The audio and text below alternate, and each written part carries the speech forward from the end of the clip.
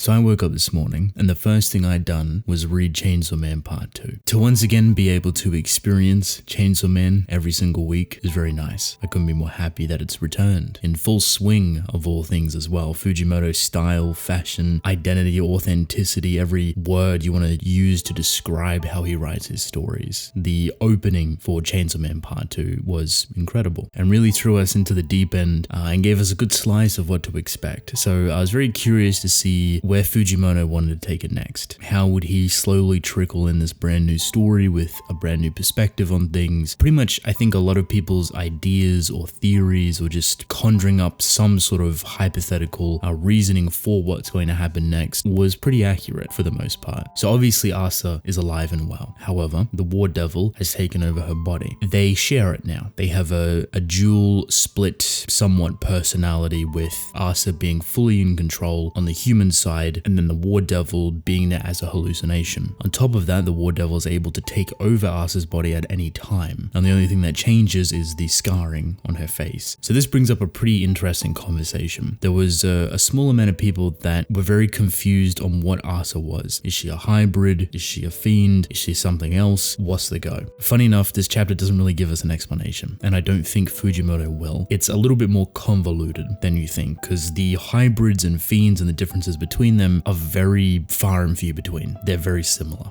The only big noticeable difference between them is that a hybrid has human conscious and a soul with a devil fused with them, and then a fiend is quite literally a corpse, a deceased human with a devil taking over it. So there's no human consciousness or soul within a fiend. So you're probably thinking, oh well, Asa's a hybrid then. I don't know, because there is one individual called the Violence Fiend that actually has human traits carry over to the devil because portions of their body is left intact. Sounds like Asa, right? But if I were to kind of say anything comfortably, I would say she's a hybrid, but on the more theory crafting hypothetical side, she's both a fiend and a hybrid. My reasoning for that is she doesn't seem like the standard approach to a hybrid, or at least of how we view it. There's probably multiple different ways you can go about creating contracts and the implications between them, right? So she quite easily could be one, but also the very descriptive and specific details that Fujimoto gives in terms of how she is still alive, and that the War Devil has left or healed portions of her body specifically so the War Devil can operate this way, to take over her body whenever they want, but to also give her complete full control without no restraint. So much in fact that the War Devil can actually kill her whenever they want. So is she a hybrid? Is she a fiend? Currently, I would say both. She has more of the specifics or the composition of a fiend, but then she has the mental or just surviving factor joint combination of a hybrid. So if anything, you'd say she's a hybrid or both. When it comes to the understanding of the War Devil, their purpose, what they want to do, it's very clear cut. However, they do mention that they would kill Asa at any point if they were to tell anyone, of course, which makes sense. I don't necessarily believe that. I have no real concrete reasoning on why the War Devil wouldn't do that, more so just out of convenience. At the moment, I'm still kind of trailing onto this idea that the Horsemen can only operate within humans. Kind of, I guess, similar to how every hybrid within the story is quite literally a weapon. It is a human-wielded weapon, and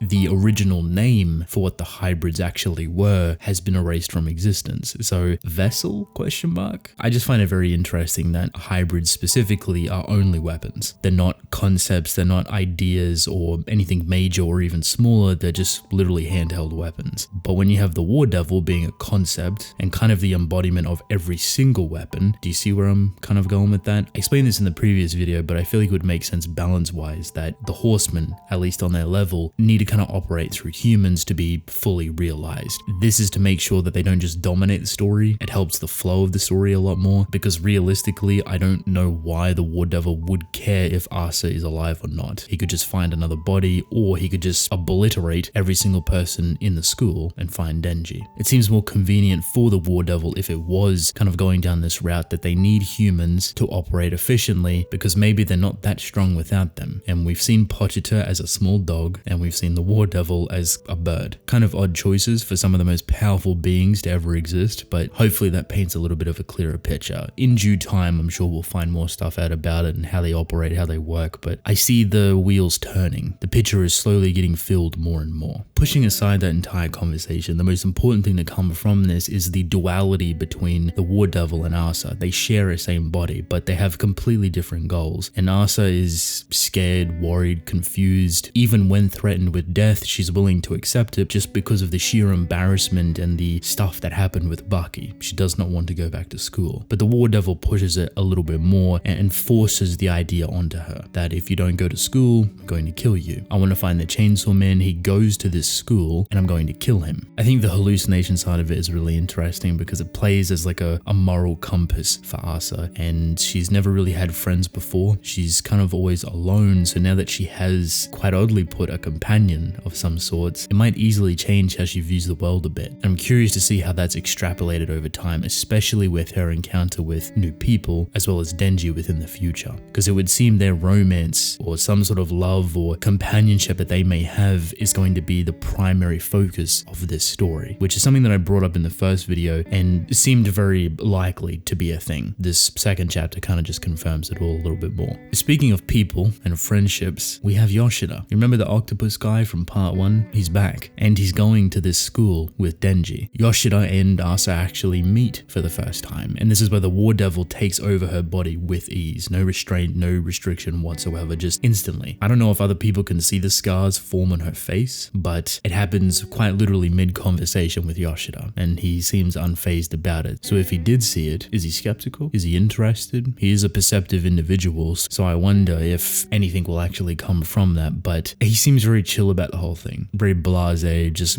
going about his day-to-day life. And I assume this is either to help or more specifically watch over Denji as he goes to school, because Chainsaw Man's kind of an icon, so much so that the news radio that Asa wakes up to is talking about Chainsaw Man with his appearance in Killing Devils, which pretty kind of iconic status, if you will. Something that is constantly making Chainsaw Man weaker, by the way. How this affects Denji and his ego, his pride, his companionship, the friends that he wants to make, even love interest, we're not entirely sure. So it's going to be very exciting to see how that works with Asa, Yoshida, another woman that seemingly gets introduced, as well as just Denji interacting with all of them. How is school life treating him? Is he popular? Is he secluded? Is he just vibing? What is he doing? This Asa and Yoshida interaction actually ends with the War Devil trying to control Yoshida to make him fall in love with her. Obviously, he declines it, he has no care for it, and just walks away from the conversation. Typical Yoshida fashion, right? But this directly goes into the idea that the War Devil can control people. Quite literally, and I quote, "I have the power to turn what's mine into weapons. If that boy fell for me, it would make him mine, no? I could turn him into a weapon then. I want to turn as many humans into weapons as I can to go to war with Chainsaw Man." This brings up a pretty cool conversation on the complexity of the War Devil, and if what Asa is now is just kind of a tool or a weapon for them, but also kind of playing into that hybrid fiend kind of altercation. When you prop this up next to Denji, it's a very interesting duality. Denji being constantly praised by humans and society, with Asa and the War Devil wanting to control humans and to use them against Denji. You could see probably the confliction that might build within Denji if he's getting so much praise and love. His want or efficiency to kill humans without any moral compass or empathy might be skewered. He might not want to do it, he might not be able to do it now, especially if he's living such a quote-unquote normal lifestyle alongside his devil hunting capabilities. Speaking of devil hunting, the school actually has one. I don't know why. It's a club. This is what Asa joins to get closer to Denji, who they believe Chainsaw Man is actually within there doing all of his bidding through it. They find this out because of Yoshida. When Asa joins the club, however, searching for Chainsaw Man, the group she gets put in is with Yoshida, as well as another individual with seemingly blonde hair, glasses, very similar to a character in Chainsaw Man Part 1 who was, I believe, a stone devil. His name was Kusakabe. He died to the darkness devil. I don't know if this is a sister, a relative, daughter even. I don't know how old Kusakabe was, but they look identical. I could only assume at this point that these two here, having connections to Kishibe, for example, are here to watch over Denji so that he doesn't do anything super out of control or out there or just weird. And even if he makes mistakes by any means, they could cover it up pretty easily. As you can probably tell, there's a lot going on. A lot of questions. You may have a lot of answers that are getting elongated out and won't be touched upon until the far future. But I'm really enjoying this flip in perspective, following Asa Mitaka as a main character and having Denji kind of absent for the most part, dropping in and out of the story whenever he's needed. But ultimately, I am expecting them to clash, conflict, but also fall in love quite heavily. They're kind of perfect for each other in that sense. They fill each other's needs, but the they're also very similar in terms of backstory, where they come from, the troubles or trauma that they've gone through. It's harsh, it's brutal, and it helps bridge and build a connection between them rather effectively. They might be able to understand each other pretty easily, which I would say is very important to Denji, depending on the popularity status that he has at school. He could be drowning in friendships, relationships, whatever it may be, but you never really know with Denji. He could be an outsider. He could be someone that is so scared and worried and overwhelmed, probably I should say, by everyone trying to be his friend. That's even if they know his identity, which I highly doubt they do. To put simply, I adored this chapter. I'm very excited for the future and to see Asa and the War Devil evolve, to learn about each other, to develop and really combine over time. But then also how that will contrast and conflict with Denji and their relationship. How do they get along? Will they fall in love? Will that be a point of conflict for Asa and the War Devil as well? Now obviously you have Yoshida and this other woman that looks like Kusakabe's daughter or sister on her team. Brilliant. Fun time, enjoyable time, maybe sad time. You never know. But with all of that, thank you all for watching. Hope you enjoyed. Let me know your thoughts on the chapter. I'd love to hear it. Drink plenty of water. Leave a like and subscribe, and I will see you within the next one. Goodbye.